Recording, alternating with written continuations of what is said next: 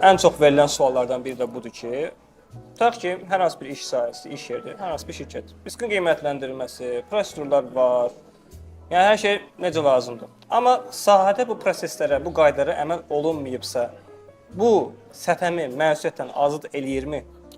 Birmənalı olaraq eləyir. Eləyir. Niyə görə eləyir? Çünki bilirsiniz, risk qiymətləndirilibsə, prosedurlar varsa, düzdür, mən həmişə tərəfdarı olmuşam ki, risk qiymətləndirilməsi ilə ümumiyyətlə prosedurlar işlək bir sənəd olsun. Kağız üzərində olmaz. Kağız üzərində və yaxud da copy-paste olmasın. Və işlədiyimiz sahəni əhatə eləsin. Biz neft-qaz sənayesində işləyiriksə, biz Ton Construction-da tikintidə işləyiriksə, götürüb şokolad zavodunun risklərin qiymətləndirilməsini və yaxud da ki, prosedurunu gətirib copy-paste eləyərək işlətməməliyik. Burada spesifik təhlükələr var, təhlükəli amillər var, zərərli amillər var. Yəni axı fərqlidir bu.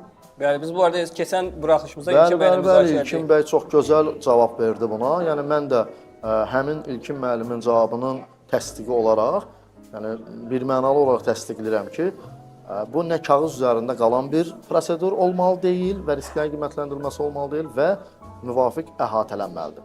Varsa və əgər qaydasında işlək bir sənəddirsə, o əlbəttə ki, bizi azad eləyir.